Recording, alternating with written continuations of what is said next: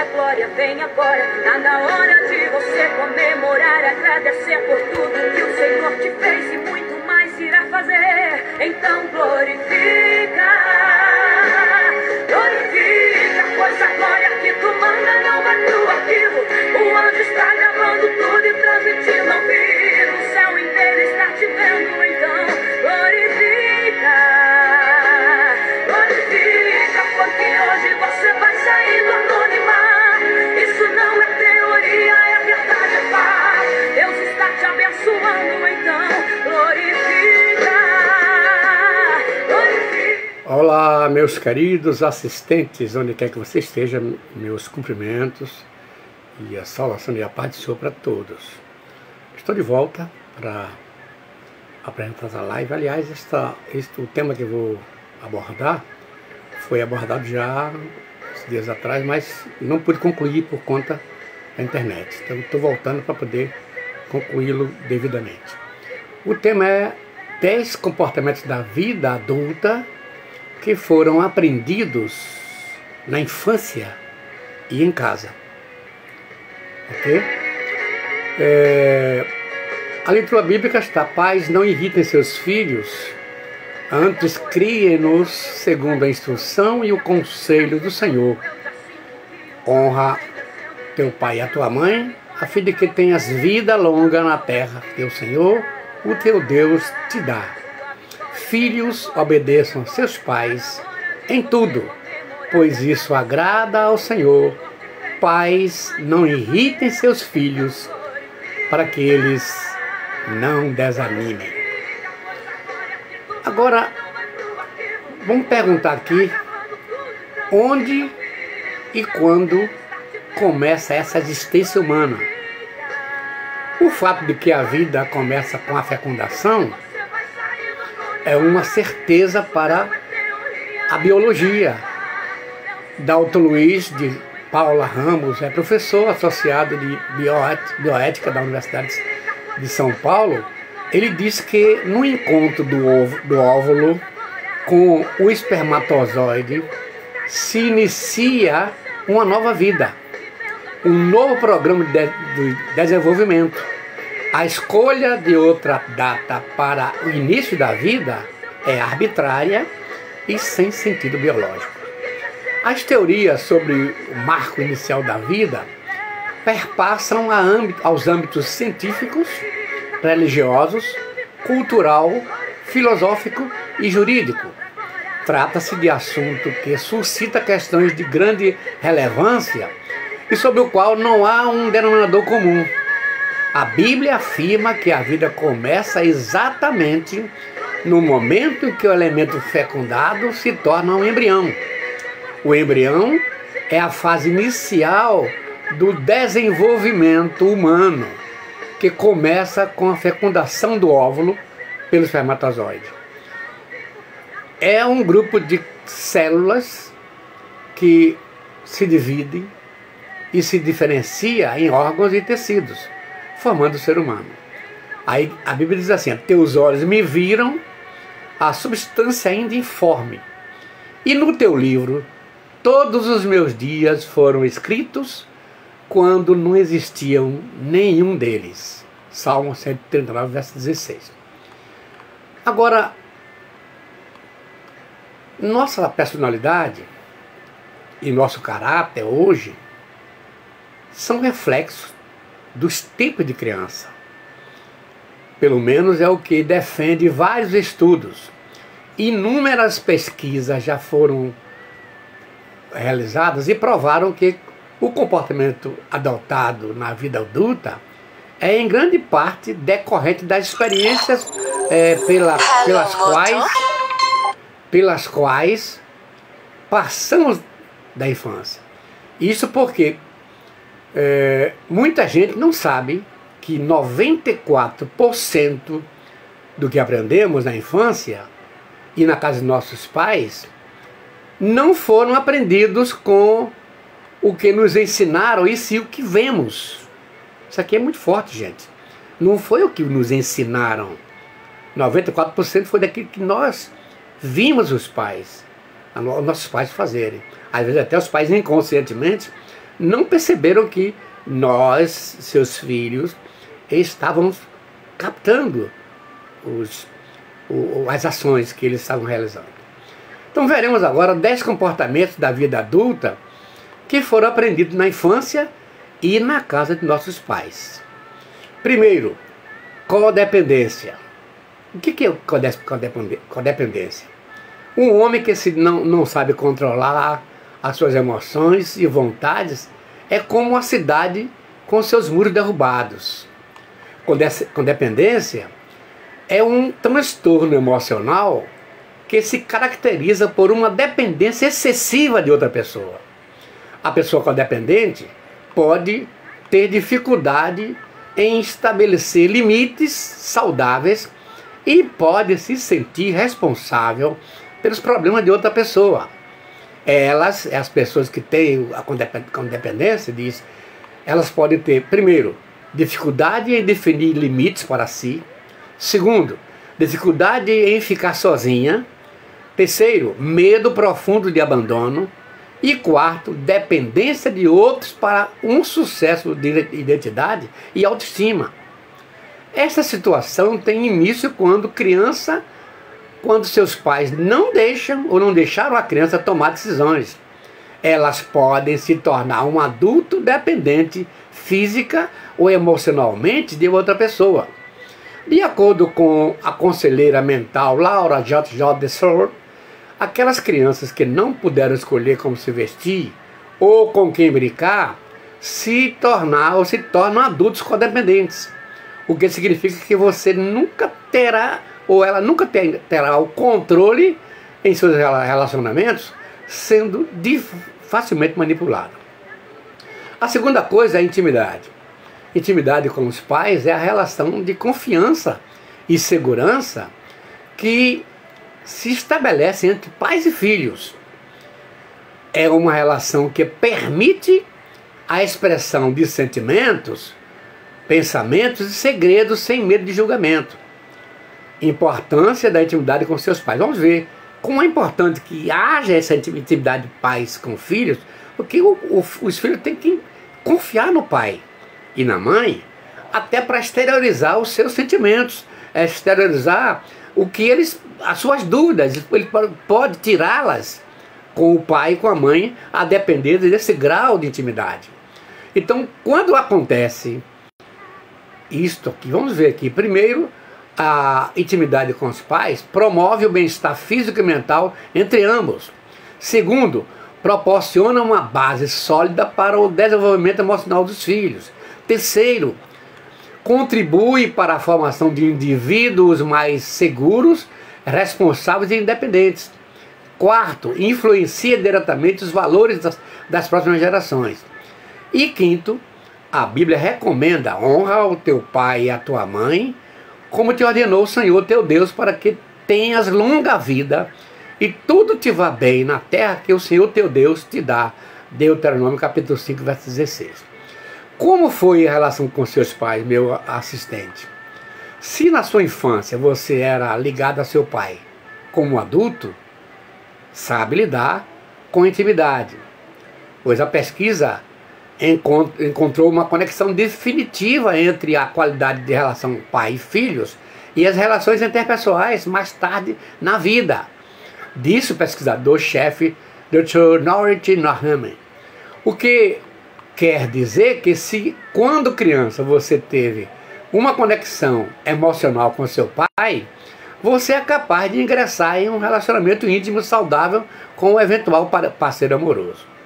O terceiro comportamento é a teimosia. Na Bíblia, teimosia é caracterizada por ser rebelde, intransigente, fechado a opiniões alheias.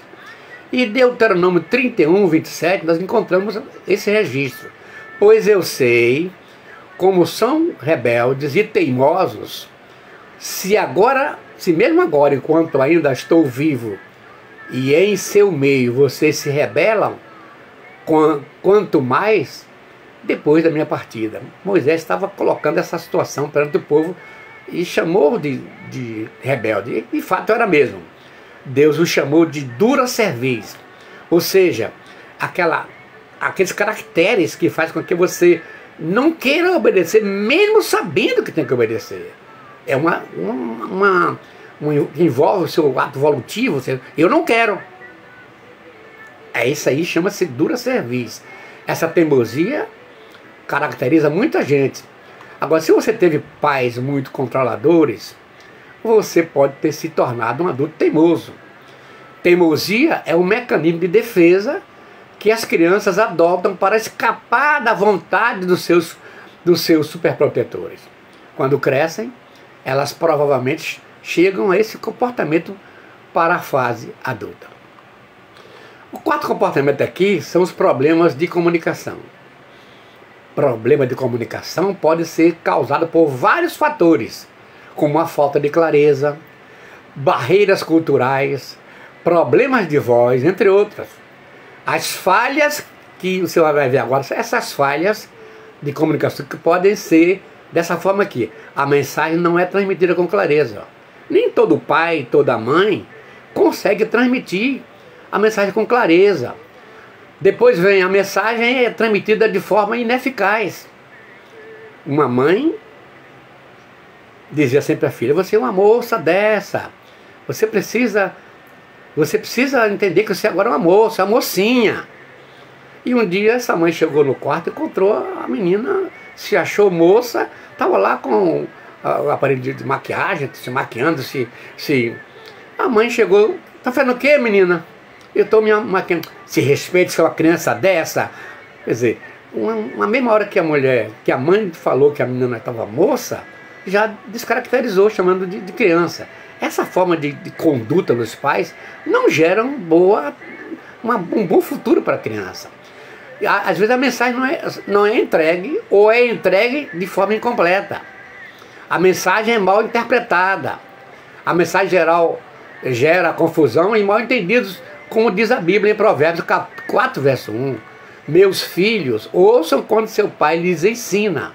Prestem atenção e aprendam a ter discernimento. Aqui está mostrando que tem que haver um elo de ligação entre pais e filhos nessa comunicação. Nos dias odiernos há um mal que está impedindo a comunicação entre pais e filhos. A tecnologia mudou a dinâmica familiar, especialmente na interação entre pais e filhos. Hoje, mesmo quando todos estão juntos, os dispositivos digitais podem ou estão podendo criar um ambiente onde cada um está imerso em sua própria tela. Isso gera uma sensação de proximidade física, mas um distanciamento emocional. Afinal, o celular aproximou quem estava longe, mas separou quem está perto. É bom que os pais administrem essa situação, porque eu já vi muitas casas, agora, visitar as casas, que a mesa está posta, a criança está, todos os pais estão comendo e ele está no sofá com o celular. Quer dizer, não existe mais aquele ambiente de que pais e filhos se sentam para discutir, para falar sobre as coisas de Deus. Ou, minha mãe dizia assim: hora de comer, não é hora de brincar. Hora de comer, não é... Então, ela dá muita atenção a esse ato da mesa, porque o pai vai orar pelo pão, vai agradecer o pão. É muito importante que os pais pensem nisso aqui. O quinto comportamento aqui é a agressividade. A agressividade é um comportamento hostil que envolve a intenção de machucar ou destruir alguém, um animal ou um objeto. É uma tendência a atacar ou provocar. E a Bíblia diz lá em Efésios capítulo 6, verso 4: e vós, pais, não provoqueis a ira a vossos filhos, mas criai-os na doutrina e na admoestação do Senhor. Quantos pais que são violentos, tomam suas decisões, em vez da criança admitir, elas ficam com raiva, ficam com ódio, ficam com ira. Aqueles que assistiram muita violência na televisão ou em casa, esses estão propensos a se tornarem adultos agressivos. E tem muitos aí. Até dando testemunho na igreja, a gente vê, até pastores vão pregar, a gente percebe que ele está sendo envolvido por um ato de agressividade. Não é fé, não é autoridade. Muitos confundem agressividade com autoridade, diferente. Esses pais mostram mais que são agressivos do que são autoritários, ou autoridade, digo na palavra. De acordo com um estudo que durou 15 anos, as crianças modelam seus comportamentos nas cenas violentas, nas quais gestos agressivos são recompensados.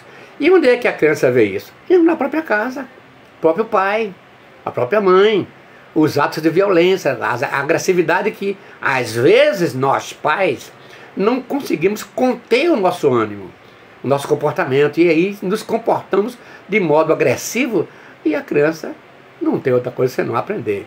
Nós falamos lá acima que 94% do que as crianças aprendem não é o que são ensinados, não é o que elas ouvem, e sim o que elas veem. Então é importante que o pai se construa, se eduque sobre essa situação. O sexto comportamento aí é o mau comportamento. Mau comportamento é um termo que se refere a atitudes que não são adequadas socialmente. A gente está vivendo no mundo social. Tem que haver uma interação. Essa relação interpessoal, a gente tem o nosso limite, tem onde eu posso ir, porque aí daí à frente tem que entender que começa o direito do meu. E na filosofia, o eu depende do tu. O eu sem o tu não tem valor. Então é preciso que haja um respeito. E esse mau comportamento, às vezes, interfere nessa relação interpessoal. Pode ser caracterizado também por ações como bater, gritar, chorar ou morder. Tem gente que chora, não é sentindo dor, é de raiva, de ódio. Para demonstrar o seu ímpeto contra alguém. E se você apanhou muito quando era criança, lamentavelmente você tem se tornado um adulto dissimulado, violento. Você aprendeu na infância. No livro Drive, de Daniel Pink, ele explica que a tentativa de moldar o comportamento de uma criança através de recompensas ou punições não vai atingir o objetivo desejado. O que a Bíblia fala sobre isso? Lá em Provérbios 8:13 diz assim: ó, temer ao Senhor é odiar o mal. Odeio o orgulho e a arrogância, o mau comportamento e o falar perverso. Então a gente precisa controlar o nosso ânimo, nossa forma de agir, nosso comportamento. Vamos ter cuidado com a violência, com a agressividade. E em certo lugar, certo comportamento é hábitos alimentares.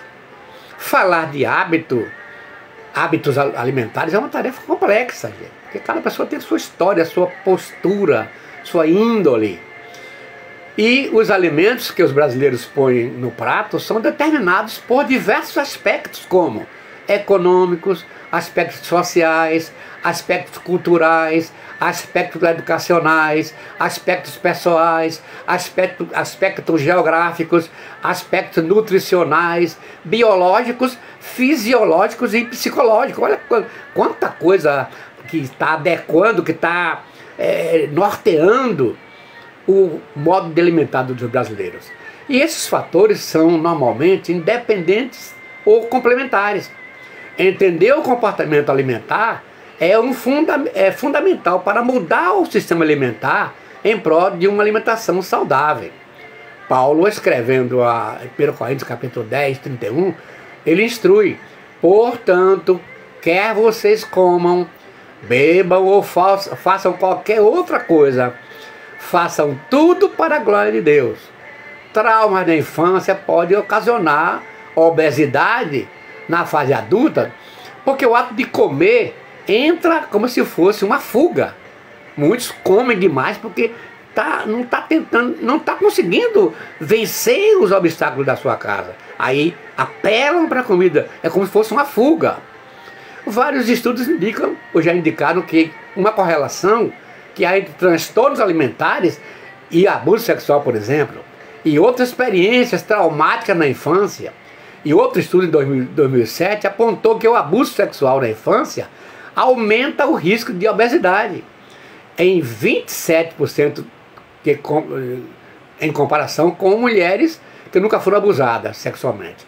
Quanto aos homens, Um estudo de 2009 mostrou que sofrer abuso sexual na infância aumenta o risco de obesidade em 66%, em comparação com os homens que nunca foram abusados sexualmente. Claro, eu não estou querendo aqui dizer, insinuar que toda gordinho, toda gordinha foram abusadas na infância. Estou dizendo aqui dos elementos que funcionam como fosse um fator dominó. E geralmente, muita gente, quando tem problemas, ele não consegue resolver, ele apela para a alimentação como fuga. Vamos prestar atenção nisso aqui.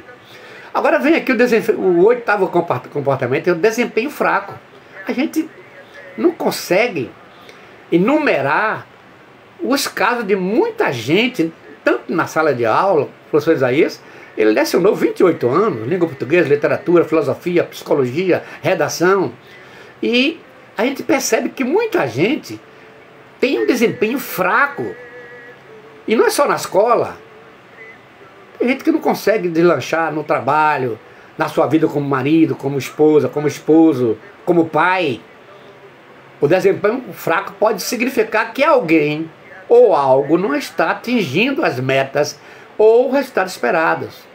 Se você sofreu bullying, por exemplo, quando criança, provavelmente você se tornou um adulto pouco prático. Porque um estudo britânico que acompanhou 7.771 pessoas dos 7 aos 50 anos, descobriu que vítimas do bullying na infância tinham baixa escolaridade, maior ansiedade, salários mais baixos e maior índice de depressão. Olha bem como esses elementos, os bullying, eles têm uma influência terrível na vida das pessoas, das crianças, especialmente quando esses bullying acontecem dentro de casa. Dentro de casa é o último lugar que uma criança, um filho, uma filha, imagina que vai sofrer o bullying. Então, quando sofre bullying, isso aqui, gente, é trágico. Não tem como não influir para a sua vida adulta. Olha o que diz a Bíblia, o Salmo 73, verso 26, diz assim: a minha carne e o meu coração desfalecem, mas Deus é a fortaleza do meu coração e a minha porção para sempre. Se é esse o seu caso, você apele para Deus, procure conhecer Deus como aquele que pode te orientar, pode te ajudar. Aí vem o nono comportamento, a depressão. Comportamento depressivo. Tem pessoas que são depressivas. Eu analiso às vezes a depressão, a pessoa depressiva, em duas situações. Eu pego o verbo to be em inglês, que é ser e estar. Então, no caso de depressão, tem pessoas que são depressivas de natureza. Elas nasceram depressivas, vivem depressivas e morrerão depressivas. Mas tem aquele caso de estar depressivo. Está depressiva porque sofreu algum problema na sua caminhada, na sua carreira, alguma desilusão amorosa, perdeu um concurso, perdeu um emprego, separação, enfim. Nesse caso, estar depressivo é questão temporária. Logo que passar essa dor, o indivíduo volta para o seu lugar. Mas a depressão é uma doença mental que afeta o humor e pode causar tristeza profunda, falta de apetite e desânimo e pessimismo. Eu já estou aqui no nono comportamento, o depressivo. A depressão é um transtorno comum e sério que pode interferir na vida diária. Olha só, isso aqui é sério porque mais de 300 milhões de pessoas no mundo sofrem de depressão. A depressão pode até levar ao suicídio. Muitos não conseguem superar os seus sentimentos e acabam se suicidando. O Brasil é o país com a maior prevalência de depressão na América Latina. Um estudo do Ministério da Saúde prevê que até 15,5% da população brasileira pode sofrer depressão pelo menos uma vez na vida. Porque é uma situação moderna. Muito embora a depressão não seja moderna. Mas os elementos que envolvem a vida moderna são propensos a nos atingir com a depressão. Agora, no estudo do King College de Londres, realizado em 26 mil pessoas, constatou-se que aqueles que enfrentam diferentes formas de maus tratos têm 2,27 vezes mais chances de ter caso recorrente de depressão. É preciso muito cuidado. A gente está crentes. A depressão não vai atingir só quem não é crente, não. Atinge crente porque faz parte dos ataques que sofremos na vida emocional. Nós somos um trem trinitário. Espírito, alma e corpo, como Paulo aferiu no capítulo 5, 23 de 1 Tessalonicenses. Nós temos o lado emocional. E isso aqui é terrível, gente. Então, a igreja, os pastores, até pastores podem estar de repente depressivos. Não é coisa nova também. Ao longo da Bíblia você vai ver vários homens de Deus que sofreram depressão. E é preciso que tenhamos cuidado. Agora, uma pesquisa foi mostrada que os maus tratos, de acordo com esse relatório do The Guardian, são rejeição por parte da mãe. Quando a criança sente rejeitada pela mãe, esse caso já tem uma coisa, é um caso praticamente sem jeito. E quando é que acontece isso? A partir do momento que ela foi gerada no ventre, nas 5 semanas de fecundação, é formado o cérebro. A partir dessa hora, a mãe passa a enviar para o bebê, via cordão umbilical ligado à placenta, emoções boas e ruins. E se ela não recebeu bem a notícia que ficou grávida, meu Deus do céu, ela vai ficar, a criança vai sofrer esse sentimento de desprezo, de rejeição. E quando é pela parte da mãe é terrível. Quando você vê uma criança que é muito pegada à mãe, que se anda agarrada com a mãe, às vezes é confundido com o amor, não é não. Essa criança foi rejeitada em algum momento da sua vida, ela tem medo de perder. Por isso ela se gruda com sua mãe. Aquele grude, noite e dia. Quem sabe essa criança não foi rejeitada no ventre. Agora vem disciplina severa por um dos pais. Outra coisa, tem pais que é muito malvado. Eu sei de casos de mulher que esquentou colher, queimou a face da menina. Gente, é tanta forma violenta de filhos que apanham, que ficam o corpo todo lapeado, marca de sangue muitas vezes. Eu trabalhei numa igreja que de repente uma irmã me trouxe 2 crianças, uma de 6 e outra de 4, toda lapeada, coitado, parecendo que o pai bateu foi com um arame. Eu mandei que ela mostrasse isso a 2 presbíteros, mas logo em seguida esse camarada teve que ser excluído, porque ele cometeu lá um escândalo. Aí esses fatos acontecem no dia a dia com pais violentos. Isso, gente, precisa ser analisado com mais tempo. Eu devo voltar a esse assunto há mais tempo. E depois vem comportamento inconstante por parte do cuidador primário durante toda a infância. Tem pessoas que é inconstante, agora quer uma coisa, agora não quer mais. Fala uma coisa, agora a pouco não quer. Ou promete, não cumpre.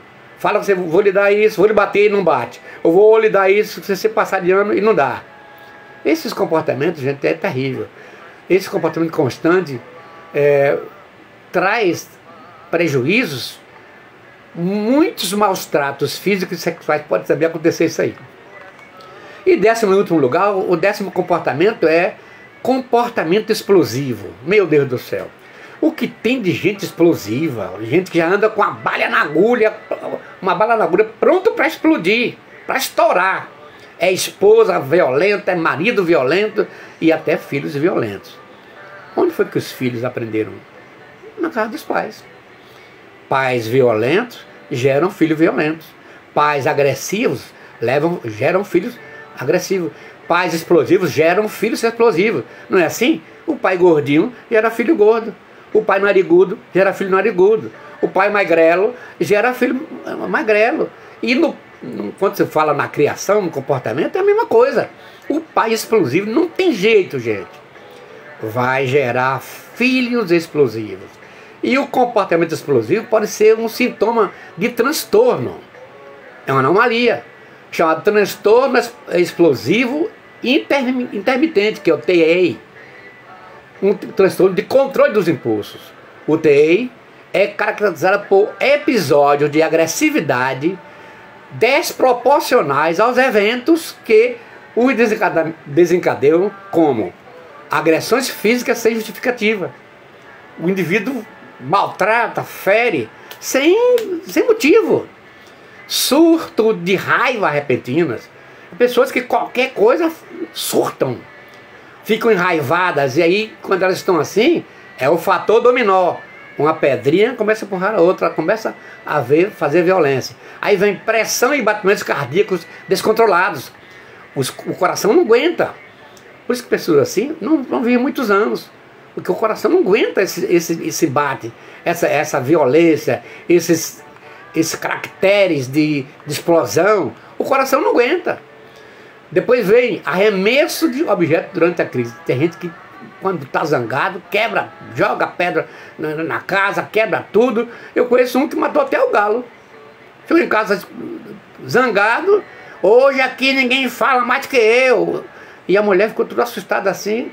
Ninguém vai falar mais alto que eu. E revólver na cintura. Daqui a pouco o galo cantou, pá, matou o galo. Daí a pouco despertou, ele foi lá e atirou no despertador. Essa explosão, gente, isso ocorre até com crente, gente. Até com crente. Lamentavelmente, porque eu não vou poder tirar aqui, separar o povo não crente dos que são crentes. Eu estou falando aqui de comportamento. Comportamento é coisa que está inserida no elemento fisiopsicológico de cada pessoa. Agora vem sudorese e tremores pelo corpo. Aquele impacto fisiológico que você sente quando você passa dos limites. Perde até o sono, perde até apetite. E depois vem falta de paciência e irritabilidade. Na fila do banco. Eu já vi tanta gente na fila do banco fazer uma zoeira. Isso que é explosão. Agora, o que é que a Bíblia nos diz sobre isso aqui? Provérbios capítulo 14, verso 17, diz assim: o que se indigna à toa fará doidices. Olha como a Bíblia... Você não pensar que essas explosões no comportamento humano são coisas novas, não, antigas. Ó. Repito aqui, 14, 17 de Provérbios. O que se indigna à toa fará doidices, e o homem de maus intentos será odiado. Quando a pessoa é explosivo assim, você vai pensar duas vezes para encostar perto de você. Em Efésios capítulo 4, verso 26 e 27, Paulo diz assim: ó, quando ficarem irados, não pequem. Não permitam que o sol se ponha enquanto durar a ira de vocês, e não deem lugar ao diabo. É uma versão que eu peguei aqui, mas tem essa versão mais antiga aqui que diz assim: ó, irai-vos no imperativo, e não pequeis, e não se ponha o sol sobre a vossa ira. Olha como Paulo aqui reconhece que irá. Então é uma coisa inserida nos 17 sentimentos que nós temos. Esse faz parte dos sentimentos que nos caracterizam como pessoas emotivas ou emocionais. Sem essas emoções, nós não passaríamos de um poste. O que é que o poste faz? Nada. Ele fica ali, fincado ali, para possibilitar a fiação das ruas. E uma haste para colocar uma lâmpada para iluminar a rua. E para o cachorro urinar. Às vezes esse poste só sai dali quando um carro, um acidente. Ou então apodrece, a empresa de energia vem e troca aquele poste por outro. Do contrário, fica ali sol e chuva. Se nós não tivéssemos sentimentos, nós seríamos igual a um poste. Por isso Paulo aqui reconhece, irai-vos, está no imperativo. O imperativo na língua portuguesa é uma ordem, é um conselho. Irai-vos e, olha só o artigo somativo aqui, ó. E não pequeis. Não se ponha o sol sobre a vossa ira. Você pode se irar, nem deslugar o diabo. Olha aqui um adicional aqui: não deslugar o diabo, nem deslugar o diabo. Você está vendo que a ira está ali perto das ações do diabo. Por quê? Porque a glândula renal envenena o seu sangue. E quando ele envenena o seu sangue, sabe Deus o que é que você vai fazer dali para lá. Deus é quem guarda, nos guarde, gente. Agora, segundo a pedagoga Flávia Valadares, o grito, vou falar aqui sobre quando os pais estão explosivos, eles gritam as crianças, gritam os filhos. E olha o que Flávia Valadares está dizendo aqui: o grito é ineficiente e perigoso para a saúde mental das crianças e para o comportamento relacionado à disciplina. Sim, gritos não provocam disciplina, provocam é medo. O medo é o mecanismo de defesa dos seres humanos diante de qualquer risco à sua sobrevivência. Ao sentir ameaçada, a criança tem duas reações. Ó. Preste atenção nisso aqui. Ó. Quando a criança se sente ameaçada, depois de um grito, você ameaça a sua criança. Elas têm duas reações. A primeira é de atacar. Ela fica violenta. Aí essa primeira parte aqui torna a criança agressiva.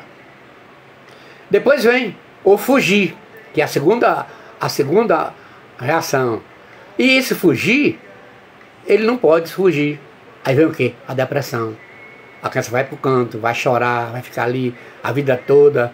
Por isso que tem criança, quando sai da casa do pai, ele aproveita para descontar, correndo para lá e para cá. Eu percebo isso nos restaurantes, nas pizzarias, nas praças.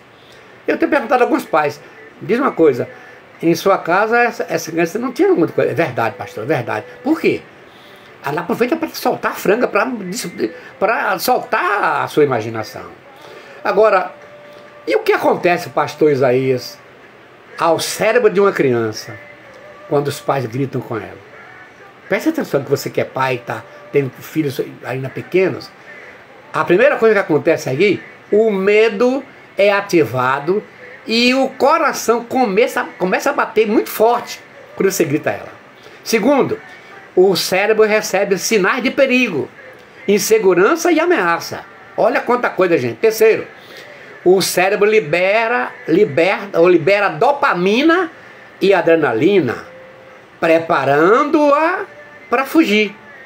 Você tem vários hormônios no seu corpo e vários cuja função desses hormônios é preparar você para cada situação que você vai viver. O cidadão vinha correndo no pasto e aí um boi bravo começou a correr atrás dele. Era um pasto que não tinha. Ele só tinha um pé de mandacaru para subir. E ele subiu naquele pé de mandacaru, o boi ficou embaixo procurando, não achou, foi embora. E quando ele subiu, ele não percebeu nada. Mas ele se abraçou com a mandacaru, as coxas, a barriga, o rosto, os pés, ficaram todos atingidos pelos espinhos da mandacaru. Ele não sentiu porque a adrenalina que ele estava sentindo, o hormônio de defesa, de fuga, ele não viu. Mas depois que o boi saiu, e agora para ele sair dali? Se tornou difícil porque agora ele estava sem o efeito da adrenalina. Então, gente, é interessante. Em quinto lugar, a criança registra recordações negativas que se transformam em angústia, estresse e ansiedade. Quinto lugar, o processo de aprendizagem da criança vai ficar bloqueado quando ela ouve gritos do seu pai e sua mãe. Gente, você que é gritão, você que é gritona, ó, faça pausa aí. Comece a se reciclar, se reeduque e não grite mais a sua criança. Conclusão. Se você se encaixou nesses 10 tipos de comportamentos, que é como agente passivo ou agente ativo, eu vou dar aqui dar a vocês uma sugestão, um conselho. Depois de anos no Egito, ele foi capaz de abrir o mar em favor do seu povo. O Deus que foi capaz de fazer o sol parar. Eu disse aqui, se você se encaixou em uma dessas situações, desses 10 tipos de comportamentos, quer como agente passivo, é quando você sofre. Ou como agente ativo, aquele que você realiza. Às vezes você está sofrendo o que você passou. O agente passivo, você sofreu todas as circunstâncias que os pais lhe passaram. Ou você está sendo hoje o agente ativo. Você está provocando isso para os seus filhos. E o fator dominó vai estar aí. Agora, número 1, você deseja que seus filhos sejam iguais a você? Explosivo, agressivo, problemático? Se sua resposta for não, está na hora de você mudar antes que seja tarde. Olha, eu repito, você deseja que seus filhos sejam iguais a você, assim como você é, explosivo, agressivo, problemático, frio, calculista, insensível? Você quer Se você não quer que seu filho seja isso tudo, está na hora de você parar e refletir e se reciclar. Segundo, se você foi vítima do aprendizado do pai ou da mãe, não deixe esses sentimentos te aprisionarem. Seus pais não tiveram consciência do que estavam fazendo. Ou seja, eles não quiseram fazer o que fizeram de ruim para você estar hoje sentindo o que está sentindo. Tudo aquilo foi inconsciente. Então, agora está na hora de você acordar. O que é que aconselho aqui? Confiança em Deus. Confie no Senhor. Para Ele ajudar você a se livrar. Você poder controlar. Você não pode se livrar, porque está registrado dentro do seu psiquismo. Mas você pode, agora, a partir de agora, você pode controlar. O Salmo 103, 13 e 14 diz assim, ó, assim como o pai se compadece dos seus filhos, assim o Senhor se compadece daqueles que o temem. Pois Ele conhece a nossa estrutura, lembra-se que somos pó. Está vendo? Quem mais conhece suas debilidades, suas explosões, sua insensibilidade, esse lado malvado que você tem, esse lado frio, calculista, que grita, quem mais te conhece, você é Deus. Ele te fez assim. Ele não fez você diferente. Você aprendeu, mas sua capacidade mental de aprendizado já foi Deus que deu. Mas Deus conhece, sabe que somos pó. Se Ele conhece, Ele está apto, está pronto para nos atender. E o outro texto, para terminar, é 34, verso 31 de Ezequiel. Que texto lindo, isso aqui eu gosto demais. Vós, pois, olha que acentuação linguística. Vós, pois, ó ovelhas minhas, ovelhas do meu pasto, homens sois, mas eu sou o vosso Deus, diz o Senhor Deus. Eu li aqui na versão Almeida, revista atualizada. Então, Deus conhece a sua estrutura, conhece até onde você pode ir. Você não tem aguentado suportar. Ele está vendo tudo, Ele conhece.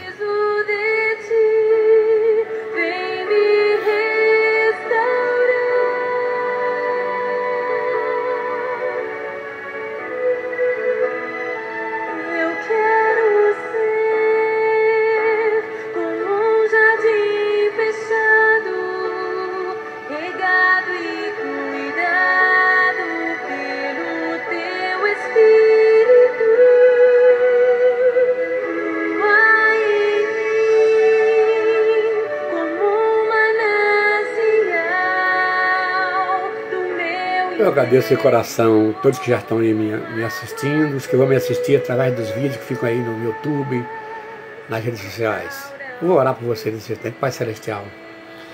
Depois de entrar em contato com esses conhecimentos, Senhor, que para alguns são fatos novos, nós nos sentimos assim impotentes. E eu quero pedir, por favor, desse pessoal que está nos assistindo, aqueles que vão nos assistir depois, esses pais que não conseguiram ainda equacionar a sua raiva, o seu ódio, aquilo que eles aprenderam de seus pais.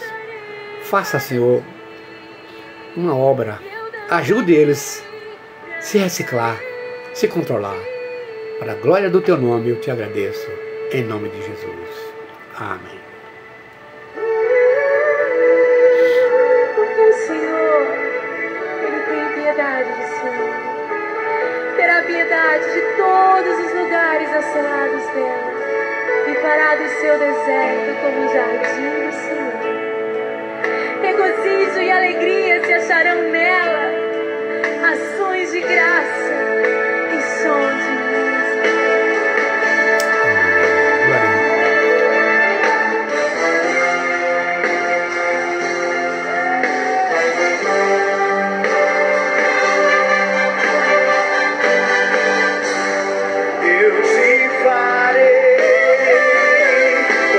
Que Deus abençoe a todos, muito obrigado pela assistência, eu volto na próxima oportunidade. Deus abençoe a todos e a paz para todos.